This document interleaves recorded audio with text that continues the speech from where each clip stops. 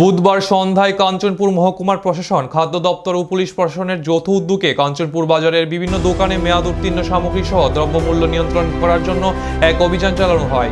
অভিযান চলাকালে কাঞ্চনপুর মহকুমার ডিসিএম মহোদয় সংবাদ মাধ্যমকে জানান, কাঞ্চনপুর বাজারের বিভিন্ন দোকানে অভিযান চালিয়ে বেশ কয়েকটি দোকানে দ্রব্যমূল্যের দাম কিছুটা অস্বাভাবিক ছিল, কিন্তু ওনারা ব্যবসায়ীকে দ্রব্যমূল্য সঠিক মূল্য বিক্রি করার জন্য আহ্বান করেন এবং পরবর্তী সময়ে যদি কোনো ব্যবসায়ী ক্রেতাদের কাছ থেকে বেশি দামে জিনিসপত্র বিক্রি করেন তাহলে তাদের জন্য আইনত ব্যবস্থা করা হবে বলে তিনি জানান। পাশাপাশি তিনি চাল, ডাল, আলু, পেঁয়াজ, কাঁচামরিচ সহ সবজি থেকে শুরু করে বিভিন্ন পণ্য যাতে বেশি দামে বিক্রয় না করা হয় এবং ব্যবসায়ীরা যাতে ন্যায্য মূল্য জিনিসপত্র বিক্রি করে তার জন্য তিনি ব্যবসায়ীদের সাবধান করেন।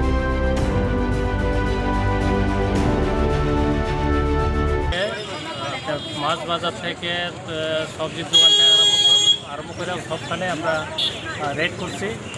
আরও কিছু বাকি আছে, সেখানে রেড করছি। সেখানে কিছু ইয়েও পাওয়া যায়, আপনার দামের যেটা সাথে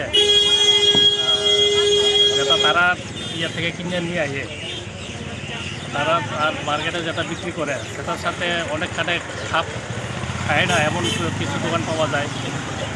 ইমব্যালেন্স যে আছে এটা অনেক দোকানে পাওয়া যায়, কিন্তু আমরা তাদেরকে ওয়ার্নিং দেই যাতে পরবর্তীকালে সঠিক দামে যাতে বিক্রি করে, এবং আগামী দিনে আমরা এই রেটটা জারি থাকবে।